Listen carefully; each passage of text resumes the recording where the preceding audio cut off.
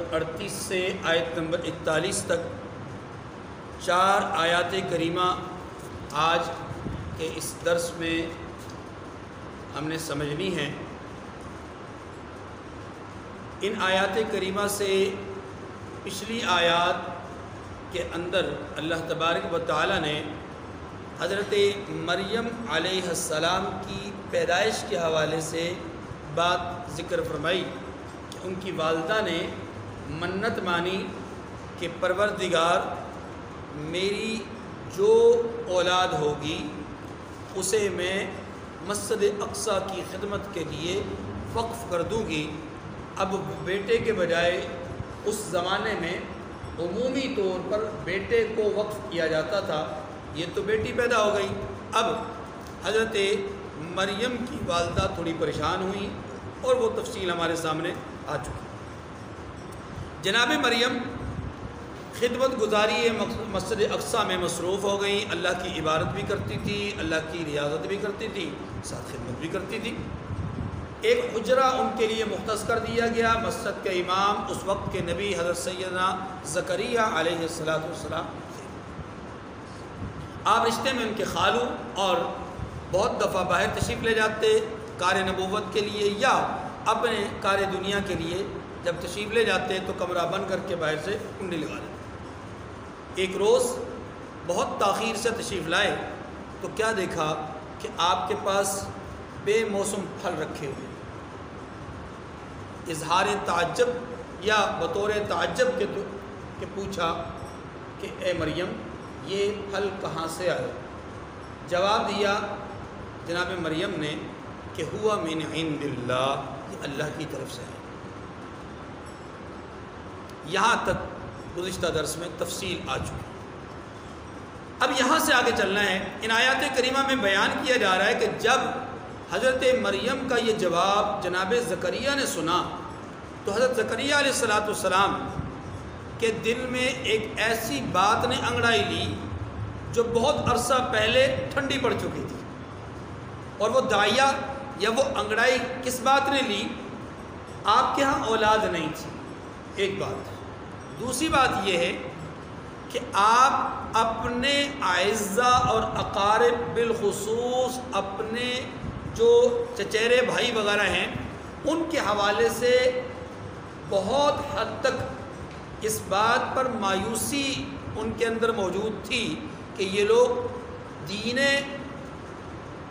الہی کو لے کر آگے چلیں گے نہیں، اللہ کے دین کی تبلیغ نہیں کریں گے، دین الہی کی اشاعت نہیں کریں گے، چونکہ ان کا مزاج، ان کی طبیعت، ان کا اخلاق، ان کے معاملات ان کے سامنے عیاں تھے، پریشان تھے اس معاملے میں۔ لیکن چونکہ اولاد کوئی نہیں تھی اور اپنے چچیرے بھائیوں سے یا عزیزوں سے اس کی کوئی توقع بھی نہ تھی کہ وہ ان کے مذہب اور دین کو لے کر آگے چلیں، تو پریشان رہتے تھے۔ اب دو باتیں ہو گئیں۔ ایک بات اولاد تھی نہیں سرے سے، اولاد کی تمنا بھی تھی، کسی زمانے میں بھی تھی، اور دوسری بات یہ ہے کہ اللہ کے دین کی تبلیغ اور اشاعت کا فکر زیادہ تھی۔ اور یہ بات ذہن میں رکھیں کہ ہر نبی اس لحاظ سے حریص ہوتے ہیں، حریص کا لفظ استعمال کرو، ہر نبی اس لحاظ سے حریص ہوتے ہیں کہ ان کے دل میں یہ حرص موجود ہوتی ہے کہ میرا ایک ایک امتی جہنم سے بچ کر جنت میں جانے والا بن جائے۔ یہ حرص ہر نبی کے دل میں موجود ہوتی ہے، اور رسول اللہ صلی اللہ علیہ وسلم کے دل میں ان تمام انبیاء علیہ السلام سے کہیں زیادہ حرص موجود تھی۔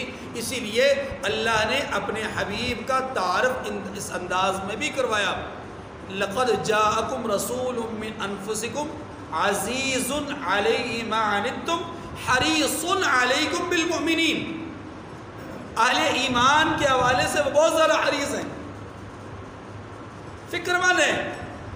بات سمجھ آ رہی کہ نہیں آ رہی؟ تو اس لیے یہ بات ذہن نشین فرما لیں کہ حضرت زکریا علیہ السلام کے دل میں ایک تو اولاد کی تمنا ہونا یہ فطرتی امر ہے، اولاد کی تمنا ہونا فطرتی عمل۔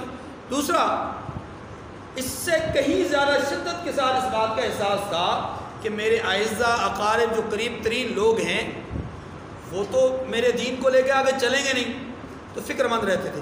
ان دو باتوں کے تناظر میں، اب یہ دو باتیں تھیں، ان دو باتوں کے تناظر میں اب ایک واقعہ پیش آیا. اب سمجھے گا، ایک واقعہ پیش آیا. واقعہ کیا پیش آیا کہ انہیں ایسے پھل نظر آئے جن کا موسم نہیں، اور یہ انداز نظر آیا کہ لانے والا کوئی نہیں، یعنی ظاہری طور پر لانے والا کوئی نہیں، موسم بھی نہیں، لانے والا بھی ظاہری کوئی نہیں. اب بے موقع بے محل اس طرح کی نعمت کا مل جانا، اس بات نے، اس چیز نے دل میں ایک جذبے کو بیدار کیا، اور وہ جذبہ وہی اولاد کی تمنا تھی کہ جو رب بے موقع بے محل پھل دے سکتا ہے، یا بے موقع بے محل، یعنی بے محل سے مراد یہ ہے کہ کوئی اس کا ظاہری سبب کوئی نہیں، سبب ظاہری کوئی نہیں. جب ظاہری سبب کے بغیر اور ظاہری موسم کے بغیر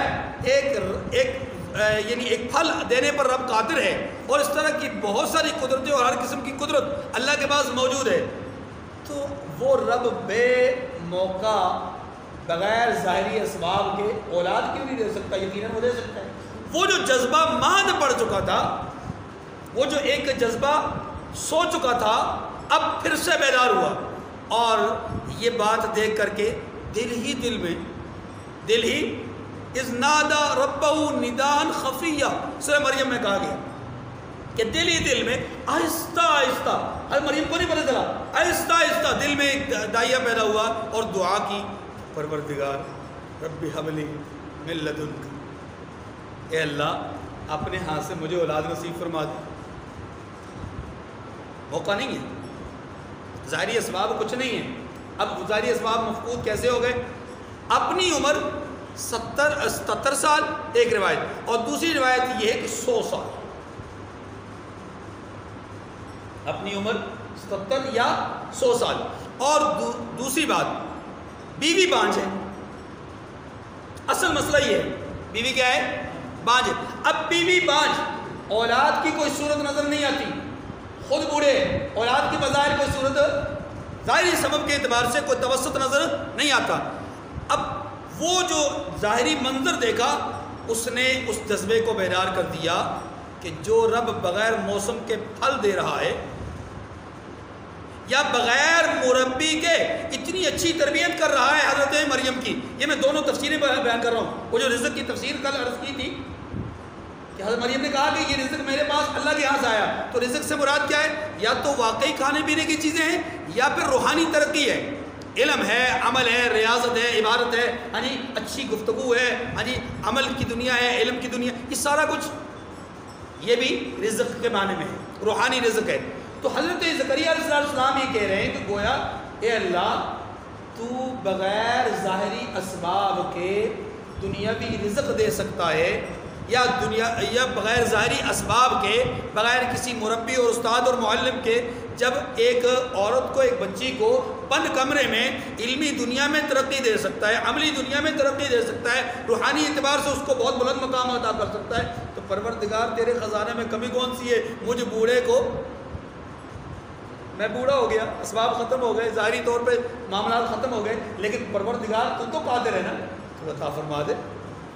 تمنا ہے، آرزو ہے، اولاد کی تمنا اپنی جگہ پر وہ بھی ہے، لیکن اس کے ساتھ ساتھ جو فکر مندی ہے تبلیغ دین کی، یرثنی و یرث من آل یعقوب، سورہ مریم میں ان کی دعا کا حصہ ہے کہ اے اللہ مجھے ایسا بیٹا عطا فرما جو میرا وارث بنے اور آل یعقوب کا، اولاد یعقوب کا وارث بنے. اور تمام مفسرین نے اولاد یعقوب کی وراثت اور جناب زکریا کی وراثت سے مراد یہاں پر وراثت علمی مراد لی ہے، وراثت دنیا مراد نہیں لی. کیوں؟ اس لیے کہ یہ مسئلہ ذہن میں رکھ لیں کہ نبی نہ دنیا کے اعتبار سے مال چھوڑ کے جاتے ہیں، نہ دنیا کے اعتبار سے مال کے وارث بنتے ہیں. اگر ان کا کوئی مال رہ بھی جائے تو فہو صدقہ، یہ نبی کا خود فرمان ہے، نبی آخر الزمان صلی اللہ علیہ وسلم کا خود فرمان ہے کہ نحن معاشر الانبیاء، ہم انبیاء کی جو جماعت ہیں لا نرث ولا نورث، ہم نہ کسی کے وارث بنتے ہیں نہ کسی کو وارث بناتے ہیں دنیاوی اعتبار سے. ہاں علمی اعتبار سے ہمارے وارث ہوتے ہیں. اور وارث کون ہوتے ہیں؟ اللہ کے رسول نے فرمایا العلماء ورثۃ الانبیاء، علماء انبیاء کے وارث. تو بہرحال حضرت زکریا علیہ السلام نے دعا اس وقت کی، وہ جذبہ بیدار ہوا کہ پروردگار مجھے یہ نعمت عطا فرما دے.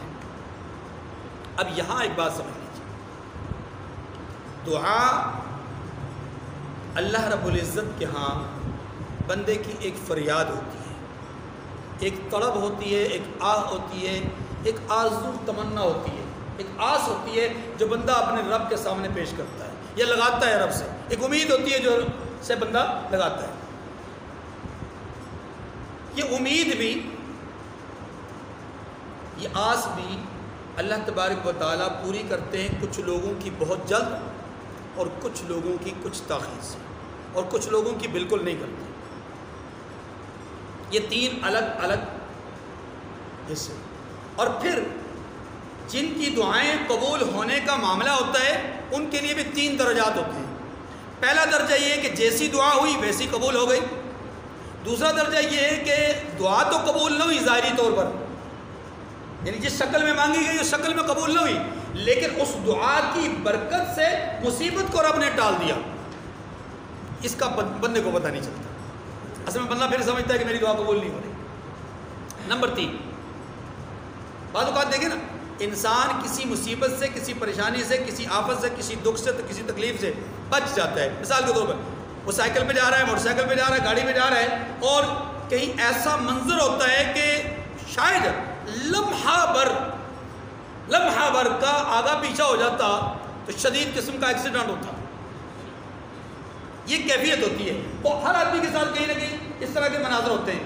وہ جو مناظر ہیں نا، سمجھ لیں کہ وہ مناظر جو ہمیں نظر آتے ہیں، وہ جو ہمارے ساتھ کیفیت ہوتی ہے، شاید وہ بہت ساری ہماری دعاؤں کا اللہ کی طرف سے صلہ ہوتا ہے. جیسا کہ حدیث مبارکہ میں آتا ہے کہ جو صدقات ہوتے ہیں وہ بلاؤں کو ٹال دیتے ہیں. ہمیں نظر نہیں آتا، اسی لیے ہم سمجھتے ہیں کہ شاید اس کی حیثیت نہیں. پر دوسرا مرتبہ یہ ہے کہ اللہ تعالیٰ پیش کی جانے والی مصیبت کو یا آنے والی مصیبت کو دعا کی برکت سے ٹال دے. اور تیسرا درجہ یہ ہے کہ انسان کی دعا کو اللہ اس کے نامہ اعمال میں بطور اجر اور ثواب کے درج فرما کر کے ذخیرہ بنا دیں، اور یہ ذخیرہ کل قیامت کے دن اس کے بخشش اور اس کے بلندی درجات میں کا ذریعہ بن جائے. تو تب قیامت کے دن جب انسان اپنی ان دعاؤں کا ثمرہ اور نتیجہ دیکھے گا تو اس وقت آرزو کرے گا کہ اے کاش کہ میری دنیا میں کوئی دعا قبول نہ ہوتی. ٹھیک ہے، یہ اللہ کے رسول صلی اللہ علیہ وسلم نے ایک مومن کو تسلی دی ہے کہ تمہاری دعا رد نہیں ہوتی. ٹھیک ہے جی. اب جو میں عرض کرنا چاہ رہا ہوں وہ یہ ہے کہ دعا اللہ کے ہاں ایک فریاد ہے، دعا اللہ کے ہاں ایک بندے کی آس اور امید ہے. اس کے متعلق احادیث مبارکہ میں کچھ اوقات ایسے ہیں کہ جن کے بارے میں یہ بتایا گیا کہ ان اوقات میں کی جانے والی دعا قبول ہوتی ہے اور قبولیت کے زیادہ امکانات ہوتے ہیں. بات ہماری قبولیت کے، یاد رکھیے دعا کی قبولیت کے لیے ایک شرط یہ ہے کہ رزق حلال ہو. یہ بھی ایک شرط ہے کہ رزق کیا ہو؟ حلال ہو. اور دوسری دعا کی قبولیت کے لیے جو شرط ہے وہ یہ ہے کہ انسان گناہ پر اصرار کرنے والا نہ ہو. یعنی ایک گناہ کیا اور اس کو کسی نے گناہ سے روکا یا وہ ضد کی وجہ سے، عصبیت کی وجہ سے یا ہٹ درمی کی وجہ سے اس گناہ کو بار بار نہ کر رہا ہو. ہاں گناہ ہو جائے اس پر ندامت کا اظہار کرے، پشیمانگی کا اظہار کرے، تو یہ آدمی الگ ہے. اور جو آدمی ضد کے ساتھ ہٹ درمی کے ساتھ گناہ کر رہا ہو یہ آدمی الگ ہے. تو گناہ پر ہٹ درمی کرنے والا نہ ہو. نمبر 3 والدین کا نافرمان نہ ہو. نمبر 4 متفحش نہ ہو. وہ آدمی نہ ہو کہ جو بے حیائی کو پھیلانے والا ہو. بے حیائی کو پھیلانے والا ارادتاً جان بوجھ کر اپنا برائی کو بے حیائی کو پھیلانے والا، اس کی دعا بھی قبول نہیں ہوتی۔ زانی اور ایسا زانی کہ جو غلطی سے مطلب کسی وجہ سے کسی موقع پر ایک دفعہ گناہ کر لیا وہ اور زناکار ہے۔ ایک وہ زانی ہے کہ جو عادتاً زانی ہو، عادتاً زانی نہ ہو، یہ بھی ایک شرط ہے۔ اور یہ بھی ایک شرط ہے کہ شرابی نہ ہو۔ یہ وہ لوگ ہیں کہ جن کی دعائیں قبول نہیں ہوتی۔ یہ ایڑی چوٹی کا دعا لگا لیں، ان کی دعائیں قبول نہیں ہوتی جب تک کہ اپنے ان اعمال سے توبہ نہ کریں۔ ٹھیک ہے جی، ایک بات یہ سمجھ میں آ گئی۔ اب اگلی بات سمجھیں کہ دعا کی قبولیت کی ان شرائط کو ذہن میں رکھتے ہوئے اب یہ سمجھیے کہ کچھ لوگ وہ ہیں کہ جن کی دعائیں اللہ بہت جلد قبول فرماتے ہیں۔ یہ کون لوگ ہیں؟ نمبر 1 فرمایا نیک اولاد ہو اور وہ اپنے ماں باپ کے لیے دعا کرے تو اللہ اس اولاد کی دعا ماں باپ کے حق میں قبول فرماتے ہیں۔ نیک اولاد ہو، ماں باپ کے حق میں دعا کرے، اللہ اس اولاد کی دعا کو قبول فرماتے ہیں۔ نمبر 2 ماں باپ اولاد کے لیے دعا کریں، اللہ اس دعا کو قبول فرماتے ہیں۔ نمبر 3 ماں باپ اولاد کے لیے بد دعا کریں، اللہ اس دعا کو بھی قبول فرماتے ہیں۔ بد دعا بھی ایک دعا ہوتی ہے، یہ بات ذہن رکھیے گا۔ بد دعا بھی ایک دعا ہوتی ہے۔ یہ بد دعا ہوتی ہے اس آدمی کے بارے میں جس کے بارے میں کی جا رہی ہے، اور دعا ہوتی ہے اس آدمی کی طرف سے جو کر رہا ہے، اس کی طرف سے دعا ہے نا، کیونکہ وہ نجات چاہتا ہے، وہ سکون چاہتا ہے، اطمینان چاہتا ہے اس کے لیے، اس سے جس کے لیے وہ بد دعا کر رہا ہے، اس لیے اس کی طرف سے دعا ہے تو اس کی دعا کو بھی اللہ قبول فرماتے ہیں۔ والدین کی صورت میں کہ والدین ہوں اولاد کے لیے بد دعا کریں، اللہ ان کی بد دعا کو سنتے ہیں۔ نمبر 4 عادل بادشاہ، انصاف کرنے والا بادشاہ ہو، اللہ اس کی دعاؤں کو قبول فرماتے ہیں۔ نمبر 5 مظلوم کی دعا کو اللہ قبول فرماتے ہیں، یعنی بد دعا کو اللہ قبول فرماتے ہیں۔ جو ظالم ہوتا ہے اس کے حق میں یا اس کے لیے مظلوم جب بد دعا کرتا ہے، اللہ تبارک و تعالی اس مظلوم کی آہ اور بد دعا کو قبول فرماتے ہیں۔ ہاں اس ملک میں بھی کچھ مظلوم تھے،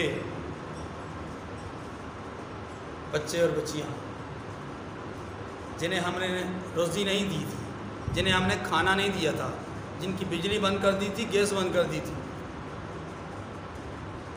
اس دن سے، جس دن سے ہم نے یہ ظلم کیا اور قوم خاموش رہی، تو قوم کے اوپر یہ عذاب آ گیا کہ اس دن سے لوڈ شیڈنگ کا سلسلہ اس ملک میں بہت عروج پذیر ہو گیا، اور اسی دن سے آٹے کا بحران شروع ہو گیا۔ ہاں جی، اللہ عذاب میں مبتلا کرتے ہیں، اللہ سنتے ہیں، مظلوم کی بد دعا کو اللہ سنتے ہیں۔ وہ جن کو 1 نہیں 1.5-2 سال سے لاک ڈاؤن کا شکار کیا گیا ہے، وہ بھی تو انسان ہے نا، مظلوم ہے۔ ان کی آہ کو اللہ نے سنا، پوری دنیا خاموش، تو پوری دنیا میں اللہ نے یہ سلسلہ پیدا کیا۔ ہم اسے کوئی بھی شکل، کوئی بھی رنگ، کوئی بھی حالت دے رہے، لیکن یاد رکھیے مظلوم کی بد دعا کو اللہ سنتے ہیں۔ اشارات میرے آپ سمجھ گئے ہوں گے۔ پھر اللہ تبارک و تعالیٰ اس آدمی کی دعا کو سنتے ہیں جو کسی وجہ سے مصیبت میں مبتلا ہو، کسی وجہ سے مصیبت میں مبتلا ہو جائے، اس کی دعا کو بھی اللہ سنتے ہیں۔ نمبر 7 وہ آدمی جو مرض الوفات میں ہو، آخری لمحات ہوں، اس کے پاس بیٹھا ہوا آدمی اس کی حالت کو دیکھ کر کے جب دعا کرتا ہے، اللہ اس کی دعا کو قبول فرماتا ہے۔ ہمارا المیہ یہ ہے کہ ہم کسی آدمی کو مرض الوفات میں دیکھ کر کے عجیب و غریب قسم کے وہاں پر تبصرے اور عجیب و غریب قسم کے وہاں پر معاملات کرتے ہیں۔ ہمیں چاہیے کہ وہاں پر اس وقت استغفار کریں، دعائیں کریں، اس کے حق میں بھی اور اپنے حق میں بھی، اللہ دعاؤں کو قبول فرماتا ہے۔ تو یہ کچھ لوگ ہیں کہ جن کی دعاؤں کو اللہ قبول فرماتے ہیں. نمبر 9 پہ آخری کہ وہ آدمی جو آیت کریمہ کا ورد کرے. حدیث مبارکہ میں آتا ہے لا الہ الا انت سبحانک انی کنت من الظالمین. جو آدمی آیت کریمہ کا ورد کرے, اس ورد کے بعد دعا کرے, اللہ تبارک و تعالیٰ اس آدمی کی دعا کو بھی قبول فرماتے ہیں. یہ کچھ لوگ ہو گئے. اب احادیث میں کچھ اوقات ایسے ہیں کہ جن میں دعاؤں کو سنے جانے کے حوالے سے بیان کیا گیا. مثلا فرمایا گیا کہ فرض نماز کے بعد کی جانے والی دعا اللہ قبول فرماتے ہیں. رات کی تاریکی میں اچانک انسان کسی وجہ سے, کسی خوف, کسی ڈر کی وجہ سے اٹھ جائے, بیدار ہو جائے, اور اٹھ کر کے اس خوف کی حالت میں جو دعا کرے گا اللہ قبول فرمائے. نمبر 3, رات ہی کے آخری پہر میں ارادتاً تتجافى جنوبهم عن المضاجع يدعون ربهم خوفا وطمعا. رات کی تاریکی میں اللہ کے سامنے گڑ گڑائے, ارادتاً اٹھے, تہجد کے لیے بیدار ہو, دعائیں کرے, اللہ اس کی دعاؤں کو قبول فرماتے ہیں. نمبر 4, سورج جب ڈھل جاتا ہے, زوال آفتاب ہو جاتا ہے, اس وقت کی جانے والی دعا کو اللہ قبول فرماتے ہیں.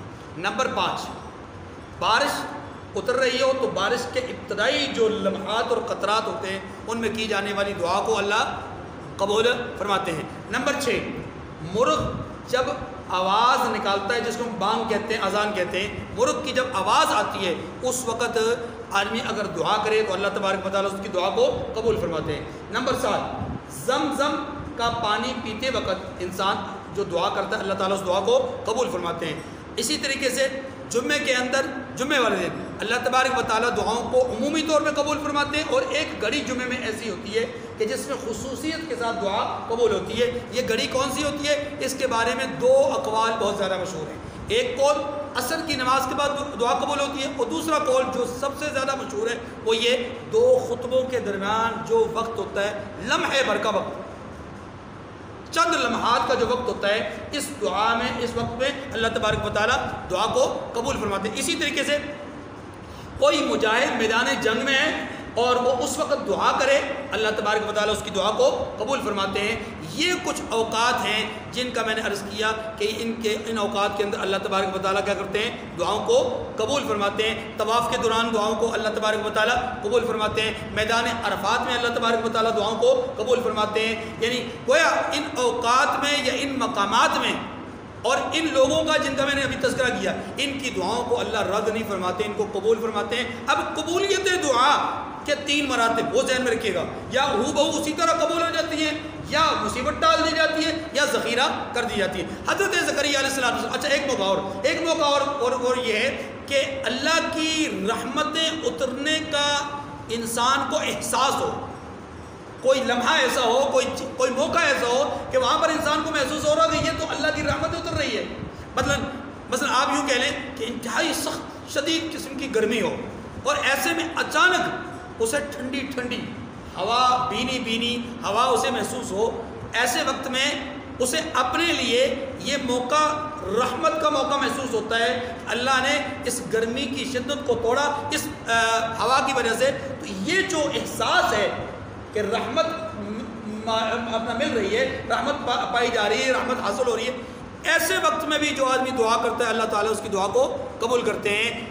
ایسے ہی کوئی آدمی کوئی پھل خریدتا ہے, یا پھل اس کے اپنے باغات میں یا اپنے زمین میں کوئی پھل یا فصل ہوتی ہے, اور وہ فصل اور وہ پھل اس کو اس کی توقع سے زیادہ بہتر انداز میں ملتا ہے, تو گویا اسے اللہ کی رحمت مل رہی ہے. تو اب اس موقع پر اگر وہ اللہ سے دعا کرتا ہے بطور شکر کے کہ یا اللہ تیرا شکر ہے, تو نے اتنی زبردست نعمت عطا فرمائی ہے, مجھے تو اس کی توقع بھی نہیں تھی, امید اور آس بھی نہیں تھی, تو نے میری آس اور امید سے بڑھ کر مجھے عطا کی ہے. اے اللہ میری فلاں دعا بھی قبول فرما لے, میری فلاں آس بھی قبول فرما لے. ہاں جی. یا آدمی کبھی کبھی کسی چیز کی خواہش رکھتا ہے اور وہ خواہش اس کی پوری ہو جاتی ہے.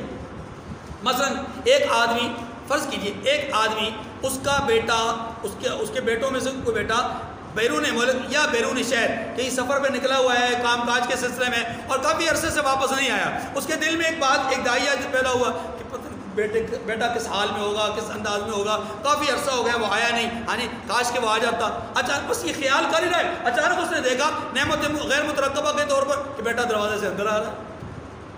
ہاں جی، ایک قسم کی اس کی دعا کی قبولیت کے اس کے سامنے آثار ہوتے ہیں۔ ایسے موقع پر جب دعا قبول ہو رہی ہو، رحمت محسوس ہو رہی ہو، اللہ کی نعمت ملنے کا احساس ہو، ایسے موقع پر کی جانے والی مزید جو دعا ہوتی ہے اللہ اس کو بھی قبول فرما دیتے ہیں۔ جیسا کہ فرمایا گیا کہ اگر لئن شکرتم لازیدنکم، تم شکر ادا کرو گے تو ہم کیا کریں گے؟ نعمت میں اضافہ کریں گے۔ اب ایک نعمت ملنے پر انسان شکر ادا کرتا ہے اور دوسری نعمت کی امید اور آس اور اللہ سے فریاد اور دعا کرتا ہے، اللہ تعالیٰ اس دعا کو قبول فرماتے ہیں۔ یہ بات ضرور رکھیں۔ اس بات کو میں نے تفصیل سے اس لیے عرض کیا کہ حضرت زکریا علیہ السلام بڑھاپے کی عمر میں، بیوی بانجھ ہیں، کوئی ظاہری آس اور امید نہیں ہے، رحمت اترتی ہوئی محسوس ہو رہی ہے، اپنی آنکھوں سے دیکھ رہے ہیں، حالات اور منظر دیکھ رہے ہیں، فوراً دل میں داعیہ پیدا ہوا، اذ نادى ربہ نداء خفیہ، دل ہی دل میں پکار اٹھے کہ پروردگار بے موسم پھل آپ نے عطا کیے ہیں تو بغیر ظاہری اسباب کے اولاد بھی عطا فرما دیں۔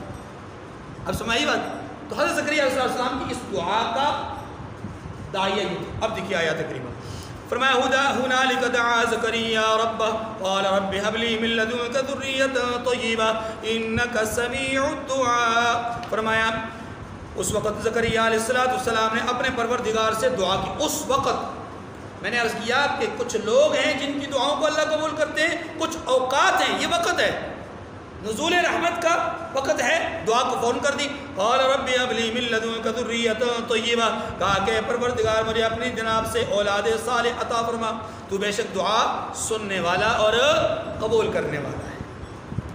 فنادته الملائکۃ وهو قائم يصلي في المحراب ان الله يبشرك بيحيى مصدقا بكلمة من الله وسيدا وحصورا ونبيا من الصالحين۔ ہاں ایک موقع اور بھی ہے، اور وہ ہے سجدے میں کی جانے والی دعا، سجدے کی حالت میں کی جانے والی دعا۔ جب ہم نفلی نماز پڑھیں نا، نفلی نماز پڑھیں یا اکیلے فرض نماز کبھی مطلب جماعت رہ گئی ہو، اکیلے فرض نماز پڑھ رہے ہو، تو پھر اس وقت سجدے میں جا کر کے تسبیح سجدہ ادا کرنے کے بعد، پڑھ لینے کے بعد آپ اگر دعا کرتے ہیں، مسنون دعاؤں میں سے کوئی دعا مد نظر رکھ کر کے اپنے ذہن میں اس کا کوئی خاص خاصہ یا خاکہ ذہن میں رکھ کر کے مسنون دعا کرتے ہیں، یاد رکھیے اللہ اس دعا کو بھی رد نہیں کرتا۔ دیکھیے نا، جس حالت میں انسان رب کے قدموں میں گرا ہوا ہو، اللہ کے رسول فرماتے ہیں کہ حالت سجدہ میں انسان جب جاتا ہے تو گویا وہ رب کے قدموں کے اندر اپنا سر رکھ رہا ہوتا ہے، ٹھیک ہے جی۔ اب حضرت زکریا علیہ السلام نے دعا کی، فرشتے نے آ کر کے پکار کر کے کہا کہ اے زکریا، اللہ نے آپ کی دعا کو قبول فرما لیا، آپ کی دعا قبول ہو گئی۔ اور یہ کب؟ ان کا موقع بھی دیکھیں، یہ کھڑے تھے نماز میں، وہ قائم یصلی فی المحراب، کہ وہ محراب میں کھڑے ہو کر کے، عبادت گاہ میں کھڑے ہو کر کے نماز ہی پڑھ رہے تھے، یعنی نماز کی حالت میں۔ محراب سے مراد یاد رکھیے کمرہ ہے، محراب سے مراد یہ والا محراب نہیں ہے۔ یہ محراب مساجد کے اندر، دنیا میں مساجد کے اندر یہ محراب پہلی دفعہ حضرت عمر بن عبدالعزیز رحمۃ اللہ علیہ نے بنایا۔ آپ سے پہلے مساجد میں محراب نہیں ہوا کرتے، مساجد میں محراب نہیں ہوا کرتے تھے، پہلی دفعہ مسجد میں محراب کس نے بنوایا؟ حضرت عمر بن عبدالعزیز رحمۃ اللہ علیہ نے۔ حضور صلی اللہ علیہ وسلم کے زمانے میں بھی اس طرح بالکل سیدھی دیوار ہوا کرتی، اور خلفائے راشدین اور باقی یعنی حضرت عمر بن عبدالعزیز تک مسجد نبوی میں اور دیگر مساجد میں سیدھی دیوار ہوتی تھی، کوئی محراب نہیں ہوتا۔ تو اس محراب سے مراد عبادت گاہ یا وہ خاص حجرہ، وہ خاص کمرہ جہاں پر کھڑے ہو کر کے وہ عبادت کیا کرتے تھے، وہ مراد ہے۔ فرمایا کہ وہ کھڑے تھے اور نماز ہی پڑھ رہے تھے کہ فرشتوں نے آواز دی کہ زکریا خدا تمہیں یحییٰ کی بشارت دیتے ہیں۔ دیکھیے توجہ، حضرت زکریا علیہ السلام کو بشارت ملی بیٹے کی۔ بیٹا کون سا ہے؟ اس کا نام ہے زکریا، یحییٰ، اس کا نام کیا ہے؟ یحییٰ۔ اور 4 صفات اللہ نے بیان فرمائی ہیں۔ پہلی صفت فرمایا وہ اللہ کے کلمے کی تصدیق کریں گے، میں بھی وضاحت کرتا ہوں۔ دوسری صفت فرمایا سید ہوں گے، سردار ہوں گے۔ تیسری صفت حصور ہوں گے، یعنی عورت کی طرف رغبت نہیں ہوگی۔ اس کا بعض لوگوں نے معنی پاک دامن کیا ہے۔ دیکھیے ہر نبی پاک دامن ہوتے ہیں، یہ کوئی صفت نہیں ہے، یہ کوئی صفت خاص نہیں ہے حضرت یحییٰ کے ساتھ، بلکہ ہر نبی پاک دامن ہوتے ہیں۔ حصور کا معنی ہے عورت کی طرف رغبت نہ ہونا، عورت کی طرف رغبت کا نہ ہونا۔ اور چوتھی صفت یہ ہے کہ اللہ نے ان کو نبی بنانا ہے، اللہ نے ان کو وہ نبوت ان کو مل گئی، نبوت ان کو، جس کا میں نے ذکر کیا تھا 2 نبی دنیا میں ایسے ہیں کہ جن کی نبوت کا اظہار یا نبوت کا اعلان اللہ نے بالکل آغاز میں، شروع میں، پیدائش کے وقت یا پیدائش سے پہلے کر دیا۔ یحییٰ علیہ السلام کا پیدائش سے پہلے، عیسیٰ علیہ السلام کا پیدا ہوتے ہی اللہ نے اعلان کروا دیا۔ بقیہ تمام انبیاء کی نبوت کا اظہار 40 سال کے بعد ہوا ہے، اظہار نبوت۔ اتنی بات سمجھ آ گئی تھی؟ اب سنیے 4 صفات بیان ہوئی۔ پہلی صفت یہ ہے کہ آپ اللہ کے کلمے کی تصدیق کریں گے۔ اس سے مراد کیا ہے؟ اللہ کے کلمے سے مراد یہاں پر عیسیٰ علیہ السلام ہے۔ اللہ کے کلمے سے مراد کیا ہے؟ عیسیٰ علیہ السلام، یعنی آپ عیسیٰ علیہ السلام کی تصدیق کریں گے۔ حضرت یحییٰ علیہ السلام کے زمانے میں عیسیٰ علیہ السلام کی پیدائش ہوئی، لیکن حالات یہ خالہ زاد بھائی ہیں ایک دوسرے، ٹھیک ہے، کزنز ہیں۔ اور حضرت یحییٰ علیہ السلام کی پیدائش پہلے ہوئی، مریم علیہ السلام کے بطن سے اللہ نے عیسیٰ علیہ السلام کو بعد میں پیدا کیا۔ اللہ تعالیٰ یہ فرما رہے ہیں کہ یہ یحییٰ آنے والے عیسیٰ جو کہ اللہ کا کلمہ ہوں گے ان کی تصدیق کریں گے۔ گویا یہاں بھی اللہ نے فرقہ باطلہ کی تردید کر دی کہ عیسیٰ علیہ السلام کی پیدائش سے پہلے ہی بتلا دیا کہ ہم نے ایک کو پیدا کرنا ہے، ایک کو پیدا کرنا ہے، وہ پیدا ہم نے کرنا ہے، پیدا، اور ہم نے جب پیدا کرنا ہے تو ہمارا یہ بندہ اس بندے کی تصدیق کرے گا۔ گویا یہ بھی ہمارا ہے، وہ بھی ہمارا ہے۔ اگر وہ خدا ہے تو یہ کیوں نہیں؟ بات سمجھ میں آ رہی ہے؟ وہ خدا ہے تو یہ کیوں نہیں؟ اگر وہ خدا کا بیٹا تو یہ کیوں نہیں؟ اگر وہ خدائی میں شریک تو یہ کیوں نہیں؟ اسے تم خدا نہیں کہتے، خدا کا بیٹا نہیں کہتے، خدائی میں شریک نہیں سمجھتے، اسے کیوں سمجھتے ہو؟ تصدیق یہ کر رہے ہیں، ان کی تصدیق کر رہے ہیں، وہ پیدا نہیں ہوئے، پیدا ہونے سے پہلے کہا جا رہا ہے کہ یہ پیدا ہونے والی کی تصدیق کریں گے۔ جیسا کہ عیسیٰ علیہ السلام نے آنے والے کی تصدیق کی کہ مبشرا برسول یأتی من بعد اسمہ احمد، کہ میرے بعد ایک رسول آئیں گے کہ جو ان کا نام کیا ہوگا؟ احمد۔ پہلی بات یہ فرمائی کہ یحییٰ تصدیق کریں گے ہمارے کلمے کی۔ دوسری بشارت یا دوسری صفت فرمائی یہ سید ہوں گے۔ کیا ہوں گے؟ سردار۔ سردار کسی بھی طبقے، جماعت، قوم یا ملک کا جو سربراہ ہوتا ہے، بڑا ہوتا ہے، اس کو کیا کہتے ہیں؟ سردار۔ رحمت دو عالم صلی اللہ علیہ وسلم نے حضرت سعد بن معاذ رضی اللہ تعالی عنہ،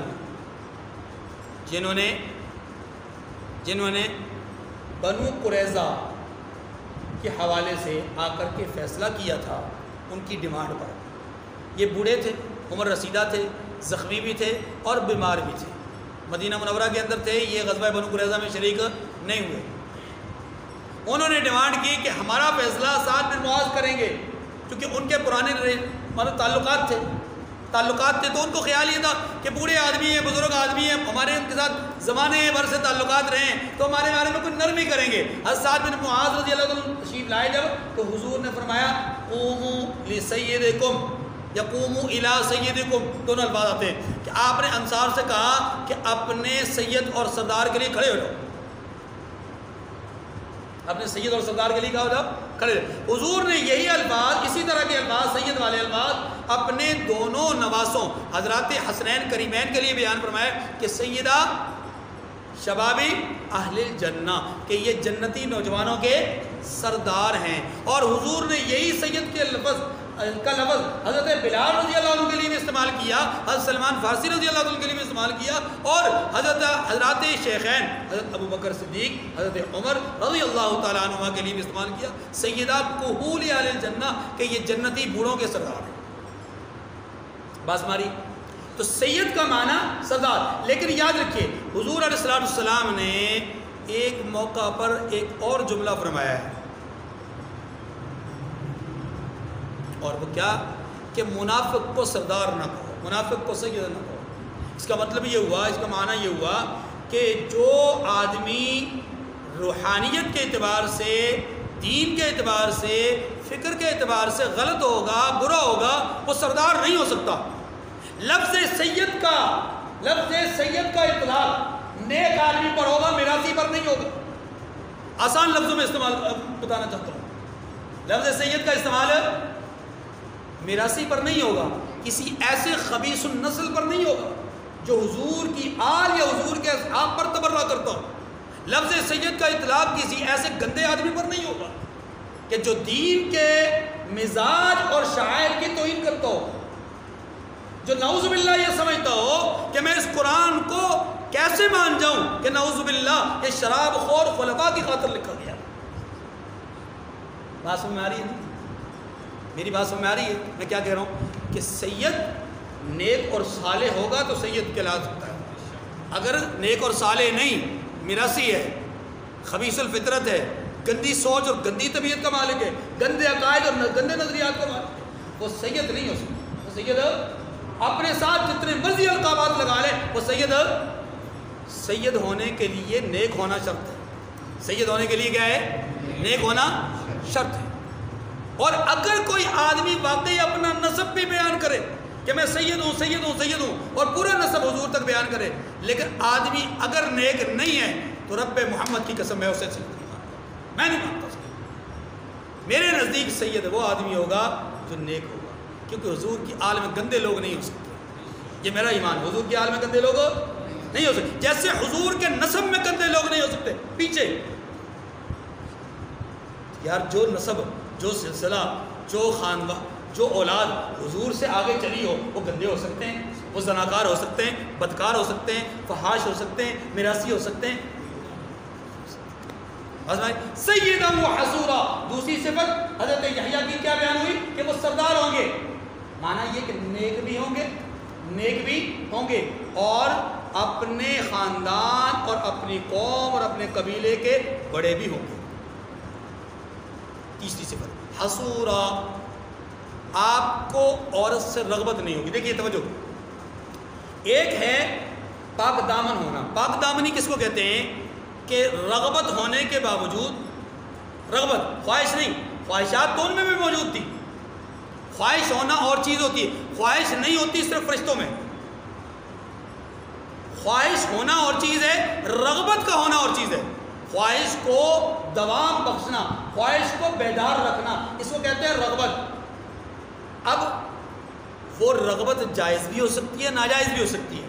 اگر رغبت ناجائز ہو، اس کو کہتے ہیں بے حیائی، فحاشی، زناکاری، بدکاری۔ اور اگر رغبت جائز ہو، حلال ہو، اس کو کہتے ہیں پاک دامنی۔ اس کو کیا کہتے ہیں؟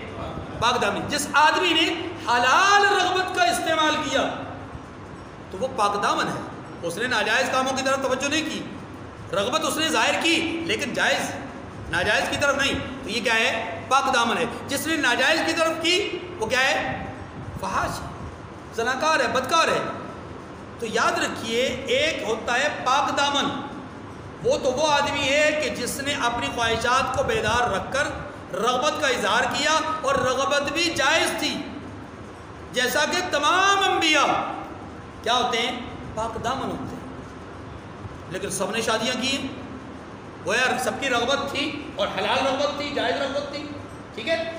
لیکن حضرت یحییٰ کی یہ صفت ہے کہ اللہ تعالیٰ نے فرمایا، پیدائش سے پہلے فرما دیا کہ وہ ایسے ہوں گے کہ انہیں عورتوں کی طرف رغبت نہیں ہوگی۔ اور یہ دونوں نبی، حضرت یحییٰ اور حضرت عیسیٰ علیہ السلام، دونوں نے جتنی زندگی گزاری ہے ساری درویشی کی زندگی گزاری ہے، ساری درویشی کی زندگی گزاری ہے۔ اور حضرت یحییٰ تو خاص طور پہ ایسے تھے کہ ہر وقت آہ و زاری، گریا، رونا، ہاں جی، اور اس کیفیت میں رہنا۔ اور علماء نے لکھا ہے کہ ان کی کیفیت ہی شادی والی نہیں تھی، صلاحیت نہیں، کیفیت۔ کیفیت کا مطلب کیا ہے؟ جو آدمی ہر وقت اللہ کے سامنے گڑ گڑاتا رہتا ہو، روتا رہتا ہو، ہر وقت سجدے میں رہتا ہو، ہاں جی، اس آدمی کی اگر شادی کروا بھی دی جائے تو وہ عورت کی طرف رغبت نہیں رکھے گا۔ رغبت نہ رکھنے کے نتیجے میں کیا ہوگا؟ گناہ ہوگا نا، کیونکہ نکاح کرنا یا فرض ہے یا سنت ہے یا مستحب ہے اور یا حرام ہے۔ اس کی تفصیل ہم سورہ بقرہ میں پڑھ چکے۔ اس آدمی کے لیے نکاح کرنا حرام ہے جو آدمی عورت کو حقوق نہ دے سکتا ہو، جسمانی اور مالی حقوق نہ دے سکتا ہو، اس کے لیے کیا ہے؟ نکاح کرنا کیا ہے؟ حرام ہے۔ اب ایک آدمی کی رغبت ہی نہ عورت کی طرف، اس کا آپ نکاح کروا دیں عورت کی طرف جائے ہی نہ، یعنی اس کے گھر میں نہ جائے، اس کو کھلائے پلائے کچھ نہ، اس کے ساتھ معاملہ، تو پھر یہ تو آپ حرام کام کروا رہے ہیں، ایک عورت کی زندگی کو آپ کیا کر رہے ہیں، تباہ و برباد کر رہے ہیں. بات ہماری.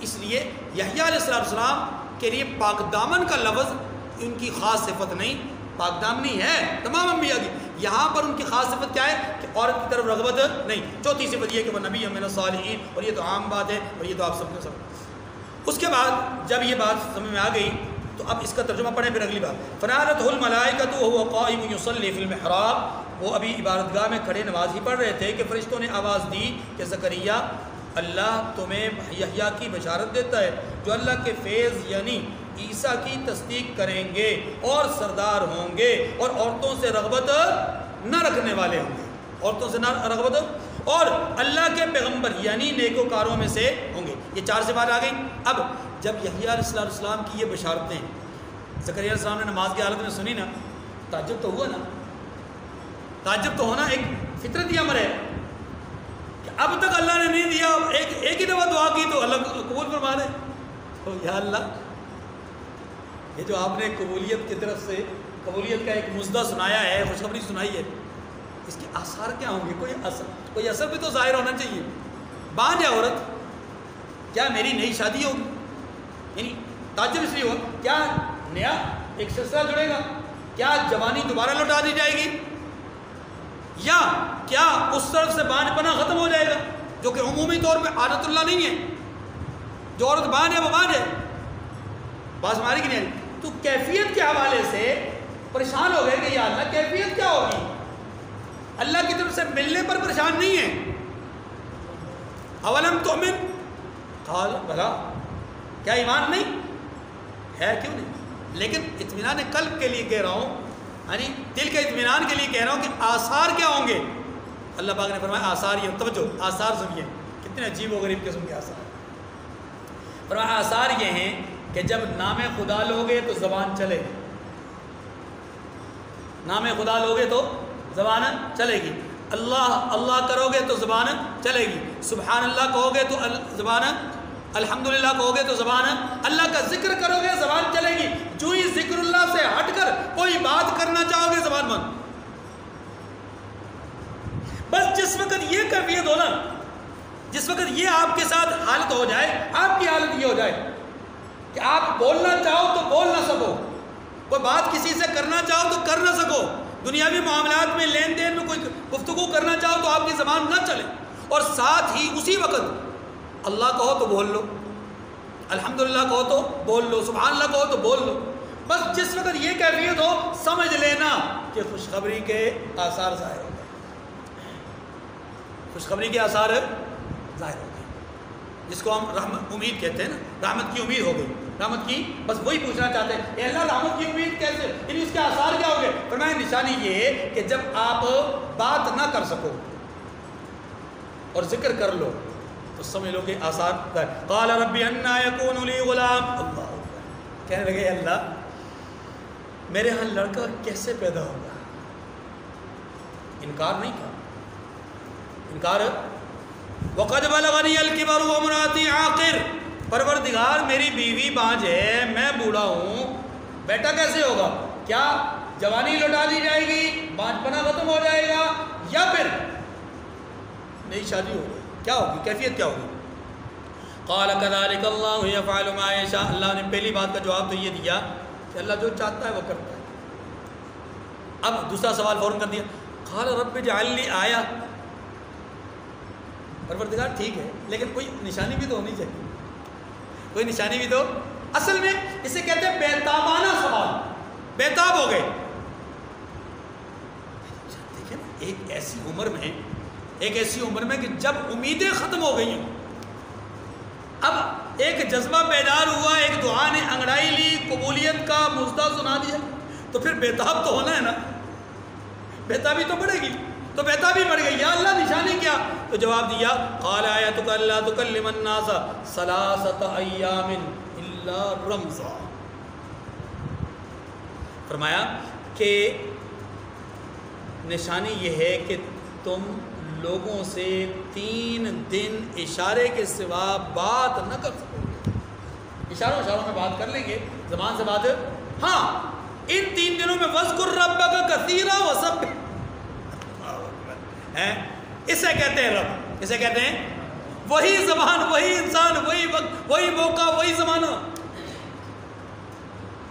کچھ کلمات کے لیے چلے، کچھ کلمات کے لیے نہ چلے، اسے کہتے ہیں رب کا فیصلہ. كَذَلِكَ اللَّهُ يَفْعَلُ مَا يَشَاءُ. اللہ جو چاہتا ہے کرتا ہے، جو چاہتا ہے.